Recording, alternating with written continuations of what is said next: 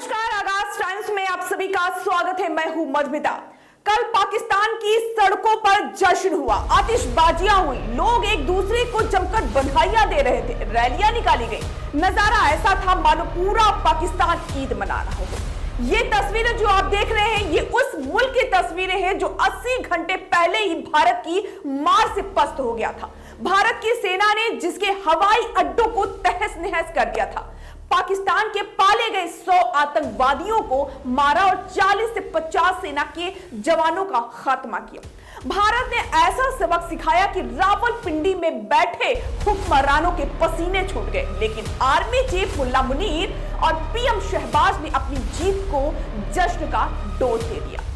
सवाल यह है, क्या जश्न हार से बचने की खुशी, एयरबेस की तबाही का तमाशा, या फिर बस एक और झूठ का जश्न जिसका पाकिस्तान 77 सालों से आदी है। शनिवार को जब 86 घंटों के युद्ध के बाद भारत पाकिस्तान के बीच युद्ध विराम हुआ, तो पाकिस्तान ने इस सीज फायर को ही अपनी जीत बता दी। मजे की बात है ना।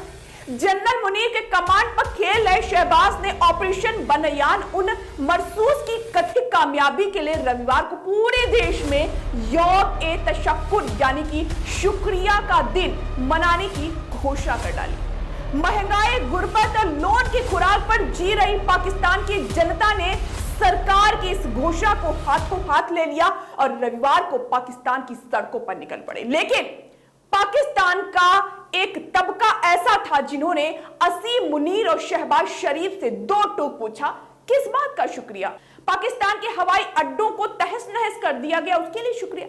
बहावलपुर में सुभान अल्लाह मस्जिद के गिरने का शुक्रिया, 40 पाक जवानों के मारे जाने का शुक्रिया, पाकिस्तान के लड़ाकू विमान गिरने का शुक्रिया, या फिर मुल्क के मिसाइल डिफेंस सिस्टम के फेल हो जाने का शुक्रिया मनाएं? किस बात का शुक्रिया मनाएं? 46 घंटों के जंग में हर मोर्चे पर पिटे पाकिस्तान को एक जश्न की तलब थी और मुनीर ने यौम-ए-तशक्कुर के रूप में उन्हें यह वजह दे भी दी। भारतीय वायुसेना ने पाक और पाकिस्तान में 9 आतंकी ठिकानों को नेस्तनाबूद किया, 100 से ज्यादा आतंकवादियों को जहन्नुम पहुंचाया और रफीकी, नूर खान, चकलाला जैसे एयरबेस को ऐसा झटका दिया कि सैटेलाइट तस्वीरें देखकर पाकिस्तानी सेना सन्नाटे में आ गई। पाकिस्तानी जनता को बताया गया कि उनकी सेना ने भारत के हमलों को नाकाम कर दिया। सोशल मीडिया पर दर्जनों फर्जी वीडियो वायरल किए गए। आईएसपीआर के वक्ता ने तो दिल्ली पर पाकिस्तानी ड्रोन उड़वा दिए, भारत की 70% बिजली सप्लाई भी ठप करवा दी, इंडियन पायलट को किडनैप भी कर दिया। वो अलग बात है कि भारत सरकार की एजेंसी पीआईबी के फैक्ट चेक ने इन दावों की धज्जियां उड़ा दी, लेकिन मुनीर और शहबाज का जश्न थमा नहीं। आखिर जब हकीकत कड़वी हो तो झूठ की मिठाई बांटना पाकिस्तानी सेना की पुरानी रवायत जो है।